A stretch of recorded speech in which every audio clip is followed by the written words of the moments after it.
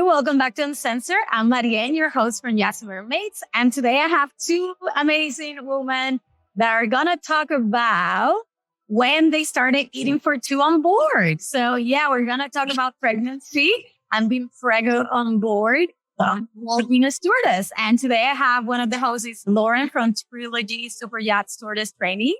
Welcome, Lauren. Thank you so much for being here. Let me just Thank you so much for having me. And then there's Rachel, who's a former chief stew, who's also very kindly wanting to explore with you and us this topic today. Thank you, Rachel, for being here today. Thank you for having me. Okay, ladies, I'm super excited about this because as lately I've been seeing a few stewardess positions because other stewardess have gotten pregnant and they're looking for a replacement. And it just really brought a lot of questions to myself. And I decided, oh my God, we need to talk about it. Like, we never talk about pregnancy on board, even though it's quite normal and it happens often. It's almost like a taboo topic. So my question to start the conversation is, how long were you part of the program before you became pregnant? So I planned to get pregnant in the industry. I was a chief stew on 100 meter and I was in my 12th year and I knew that sort of was the way I was going to leave the industry, if that makes sense. So I was actually on board for 5 months before I left, and my captain was happy for me to stay longer. But due to insurance and for myself personally being a first pregnancy, you're quite nervous. You don't know what's going to happen. And our owners were pretty heavy going. Our owners were live aboard for the season. Yeah, I spent 5 months on board pregnant, of which I probably had 3 of those months with son. So you were on the program 5 months prior to getting pregnant? No, I was 11 years. Okay. So you were 11 years in the program. And then out of those 11 years, 5 of those you were pregnant in the 5 months. Yeah. Okay. Wow. So you had a really long career with that program. So it was with the same boat for 11 years or? It was the same owners. Well, it was the same for 10 of them. And it was pretty much the same program. They just got a bigger boat. And how about you, Rachel? How long were you on the last boat that you were pregnant? I was with these owners for about just over a year. And then, fell pregnant after that. Wasn't planning to fall pregnant, but fell pregnant. Yeah. And didn't tell the crew or the owners at all. So when I told them around 6 months, it was great. They were all congratulating me. But then 2 days after that, I was told, I can't work on board anymore. Right. Okay. So that kind of leads me to my next question is, did you guys knew your seafarer rights before getting pregnant on board? And do you actually know them now? I didn't know mine, to be honest. And I actually only found out when I went to the purser, I said, but it actually is the situation with this. And she said, technically, as far as and maybe I still don't know them, but as far as I was aware, 5 months was where the insurance would cover me up to. And then after that, I wasn't covered by insurance. And basically there was no, same as you, Rachel, obviously I knew it was happening. I told the owners and the captain, and they were all very happy for me. But it was a case of, I said to my friend, it's maternity leave. It's not maternity leave, it's maternity you leave. What flag vessel was your boat on? Cayman Islands. Okay. And yours, Rachel? The same. Okay. Because it's really interesting because I was reading about it. And depending on where you are, like if you are basically part of the EU, depending on if your flag is European base and also even if your boat is not, but it's European, most of the times in Europe, you actually go under the laws of European laws for maternity. And most of people don't know this. And then on top of that, flags of convenience like Cayman Island, and Cayman Island is MCA. So for the most part, it doesn't go under most of the UK laws, but at least as a minimum, you guys have 2 months that they have to pay you and they have to let you work up until 26 weeks. So that's the kind of like the norm, but it can go up to 28. And then you have like even maternity allowance. and even a support maternity, statutory maternity pay. So they can pay you like up to 66 weeks. Geez, I wish wish I had known that. But the interesting thing is that this is actually not even placed in our contracts. Like I never saw anything in my contract that talk about pregnancy. No, I've never seen it. And I see quite a few contracts these days to help people get Siemens logbooks. And for that, they have to send their contract. And just a side note, and there's nothing about that in any of them. You never see it. You're right. So when you guys got supported by being congratulated, but not really being truly supported in the process, like you said, Marcia, you leave. You guys look for help. What was happening with you guys? What's your story? How was the crew acting? Did you have to leave immediately, or were you given a certain amount of time to be on board? And then they tell you basically within these weeks you need to go. Like I said in the beginning, we didn't go ahead with telling the owner or the crew or the management that I was pregnant. Initially, we had this inner underlying feeling that if we did, what if? And obviously, when you're a yachty, you're trying to save as much money as you can, especially when you find out you're having a baby, and we didn't have a house or anything like that. So we were just trying to make sure that we can get as many savings in. When we did tell the captain, as a side note, just so I can make it known, he's a wonderful captain. And I think the decision at the end, it was the right decision to make, but obviously at the time when you are pregnant, it's just not the nicest thing to happen. But in hindsight, I look back at it now being a mum and I totally understand. But the captain's wife, about a year prior, she was also pregnant. She wasn't working on board or anything like that. But she went into premature labor and their child was in hospital for, I think, almost 3 months. So my captain was very careful and he congratulated me. He was very happy for us. But he, at the same time, being a captain and just knowing what his wife had been through, he just felt like he would respect my wishes if I wanted to stay on board for longer than what I wanted. But he didn't want to have that responsibility on his shoulders if we were, let's say, out at sea. It's a long way to go to shore and something, were to happen if I fell down the stairs or go into premature labor. So he made it known that he wasn't super comfortable with me being on board, being pregnant, just because when I told him, like I said, I think I was around 26 or 28 weeks. Yeah, so you were definitely at that limit of what the law is like. Exactly. Mature, like you said, labor, because of and this is why the law says like it depends on what the program is. Because if you're near that is easy access, then obviously that's a different thing because you have is accessible to get to the hospital. But obviously, if you're at sea, then that gets a bit complicated. Yeah, you want to make sure that you're close to a hospital that has the right facilities for you to use if you do go into premature labor, because not all hospitals have those facilities. Okay, you did the whole 6 months on board and you didn't tell anybody. So you're not show? I didn't show. Nobody would believe me when I told them. They were like, no, you're not. I said, oh, yeah, I am. Okay. But everybody was really supportive and happy. I wanted to work up until I popped. And in hindsight now, I'm actually really glad I didn't, because I did go into labor about a month and a half before due date. And we had just bought a house and there's just so much to go into having a baby and setting up. So I'm glad I left when I did. It's just a matter of making sure that you send mummy off with some dignity and respect, and that you're genuinely happy for the person having the baby. And is that how you feel they sent you home?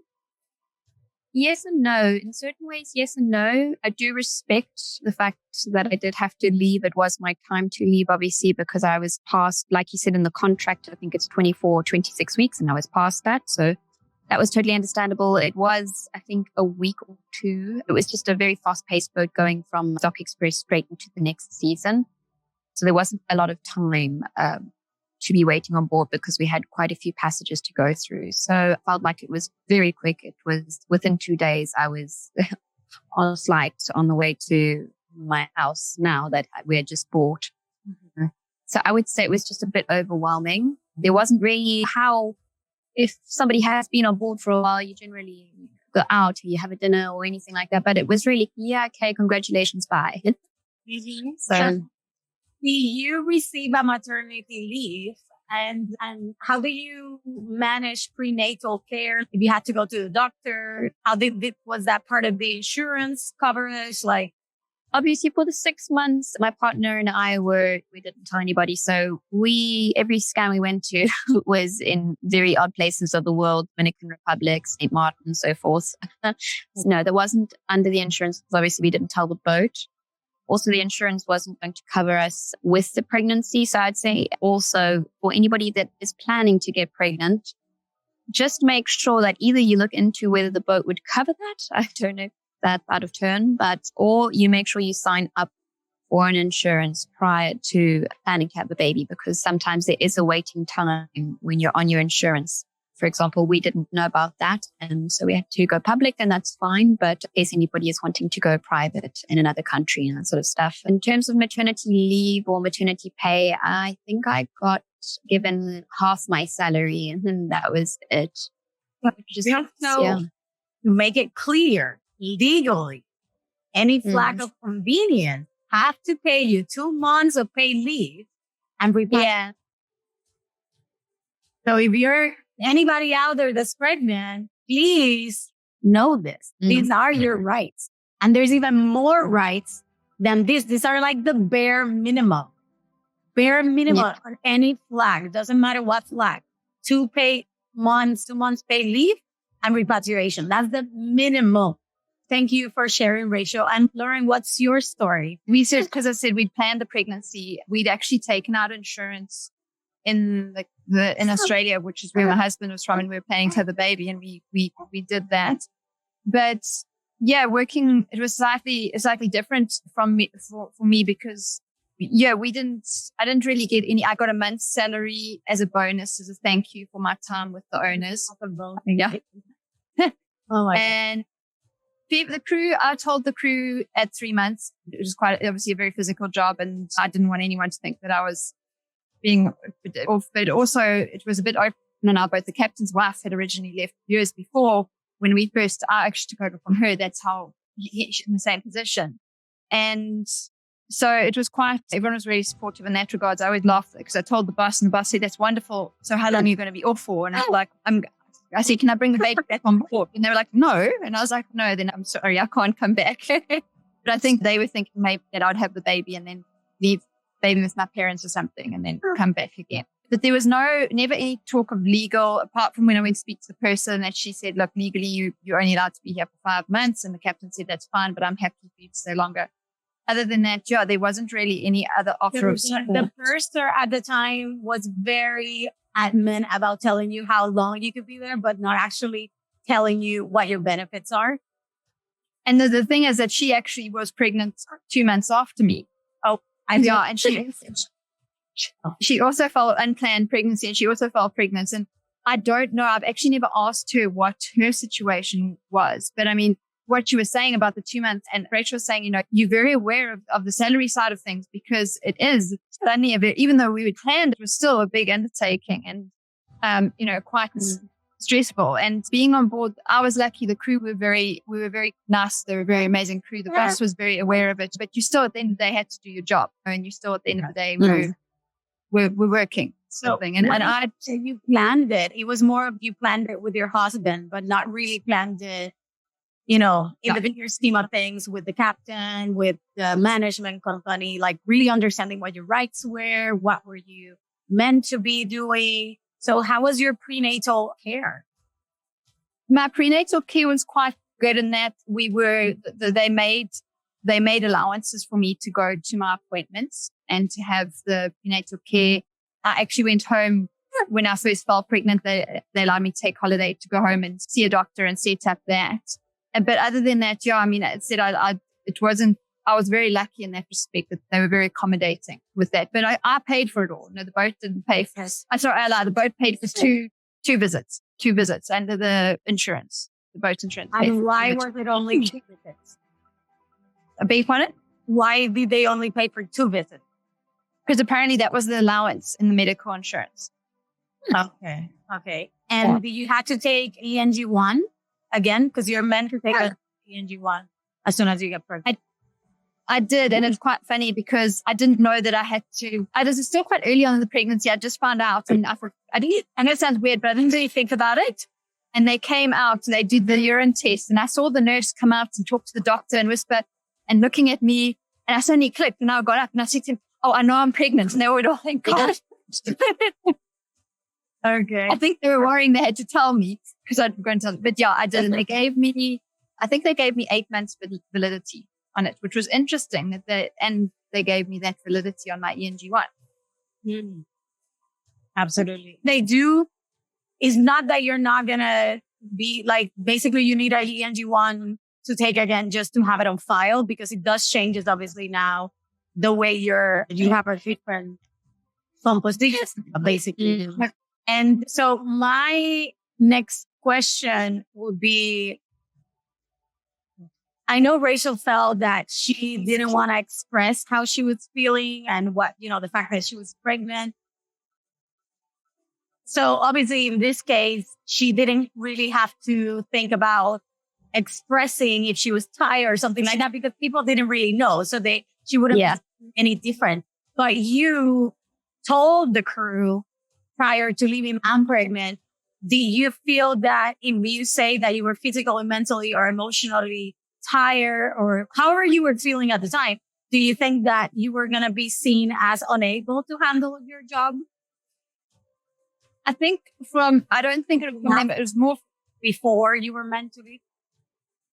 I think from my point, I never wanted to let my team down. And I think it's a common thing within yachting is that you never want to be a burden on the team. You want to pull your weight. And I was very aware of that and very aware of not being a burden to the team. But what I did do was that my crew were actually really good with me and that they were like, "Come on, you've got to go off now. You've got to go and have a rest." And my second steward, I never forget, I didn't realize I was doing it, but apparently I'd get a bit more grumpy than usual. And she'd stop and she'd look at me and go, "Is that you or is that the pregnancy talking?" And then she'd realize that maybe I needed to go and have something to eat. I think the crew they were actually looking after me and that I was very lucky. I had a lovely team. But I was probably pushing myself more than I should. And they were the ones saying, "Go and have a rest, take your break. Are you okay?" thing. Because in my mind, I didn't want the pregnancy to affect my work, if that makes sense. Yeah, absolutely. And looking back at being pregnant on board and working on board while being pregnant, would you do it again? Do you think it's a positive thing? Do you think it's okay to actually continue to work to a certain extent, obviously, until that you need to move away from that because you're about to go into labor and stuff? Is it something that you recommend in a way? I think probably if it were my second time round, I guess I could do it again. Although I had horrendous morning sickness and it was quite bad. I wouldn't say it was morning sickness, it was all day sickness and had some pretty rough passages too. So anybody that is planning to get pregnant that hasn't been pregnant before, or even if it is your second one, I guess each pregnancy is different. I would just keep these things in mind. And also, like Lauren said, sometimes you do get grumpy and you just want to make sure that you do have an accommodating and supportive crew. Obviously, I didn't tell my crew, so I tried to remain as neutral as possible throughout my pregnancy and not tell anybody anything. I mean, I was climbing in bilges, running up very steep stairs and so forth. So I think you have to look at your circumstances around you, look at your boat, look at everything and see if you're going to be comfortable with that because you're only pregnant once with that baby and you want to enjoy the pregnancy and you want to enjoy the experience. You don't want to look back one day and say that was a horrible pregnancy. Pregnancy is hard, motherhood is hard. And I would just say you want to enjoy the experience. So would I recommend it? I would say that it's a very personal choice for you to make. Yeah. What would you say, Lauren? I know, I agree with you. And I must say, Rachel, I take my hat off to you. I think you must have a very strong constitution and determination to have kept it a secret for 6 months. Well done on that. That's pretty, because it is tiring. The first 3 months are hard. The second trimester is a lot easier because they call it the honeymoon period for a reason. I was lucky. I was very fit going into my pregnancy. I did suffer badly from morning sickness in the beginning. And I agree with you. I think for me, one of the reasons, because I had the option to stay longer and I decided to leave at 5 months. And one of the reasons I did decide to leave was because I was worried that if something that I did or something that I extended myself that caused me to cause harm to the baby or caused something to harm the pregnancy. Mm-hmm. As you say, you're only pregnant once, and most pregnancies are 100% and fully fine. You know, I've just had my second one, and I must say my second pregnancy was a lot harder than my first pregnancy because I wasn't fit. And I think you're right. Personal situation plays a huge part in it. And I'll share something with you guys. So my first pregnancy was textbook. It was 100% I had morning sickness, but there wasn't a thing wrong. My second pregnancy with my son, I've got 2 sons. My second one, at 20 weeks, they picked up that he had a birth defect. He had something called clubfoot. And so it's something that's very common, not common, but it affects 1 in 1,000, and it's something that's easily correctable. But I just remember thinking when I found out about that, thank goodness I wasn't working on board, because Exactly. It's something he's fine and he will be fine for the rest of his life. It's something that they corrected. But at the time, it was something that was really big to hear that your pregnancy isn't, that there is something wrong. And I think that's something that people need to take. You never expect it, but it's something to consider, that your pregnancy may not go according to plan. It may have problems. So I agree with her. It's a very personal decision. And you've got to enjoy it. It's an amazing time in your life. It's the one time in your life that you're 2 people. Yeah, exactly. So, and you want to make sure that the people around you are also going to be there to support you. That's the most important thing. You need so much support when you are pregnant. Although you try and shrug it off, and I shrugged it off a lot, I do believe that your crew are the closest people around you. They're like your family. So if you are on land, you get a lot of help and support from your family, even though you pretend that you're okay. Sometimes you're not. And you just want to make sure that if you're going to be pregnant on board, that you can trust these people. Sometimes we think you're okay, but other people, and you realize you're not actually okay. Yes. When people, is that for the pregnancy talking? Yeah, exactly. I would like to know, as former stewardesses and now new moms, what is the advice, or what would you like to see different in this industry on how they handle pregnancy?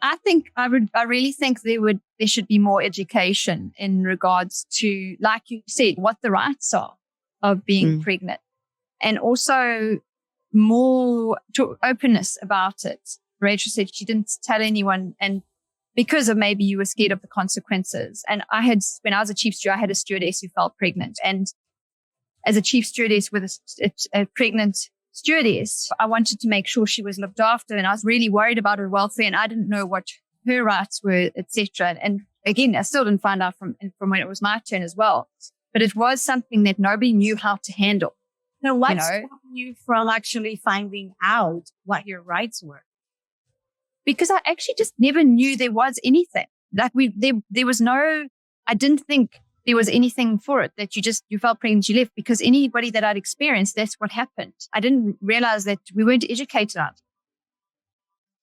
Yeah, I think from my side, you were asking now, why didn't we go and look into it further? I guess a part of me did want to look into it further. I do feel like I ended things off on a good note, and with my owners, and also my partner was still on board working while I went back home, even though he was pretty upset and he wanted to leave. At the same time I was leaving, I said, nah, you got to stay.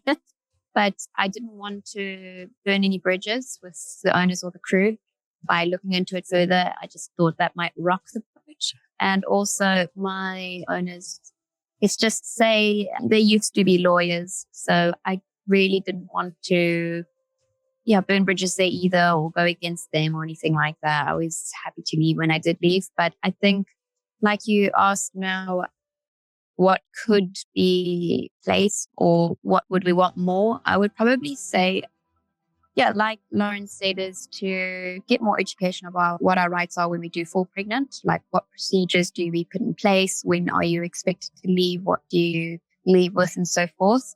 But also, I would add on a security measure is just to put some more information and some more training into our STCWs about not only women that are pregnant on board and that, but also more training towards how to deal with infants on board, any emergencies with infants, toddlers, and so forth. I find that to be so incredibly important.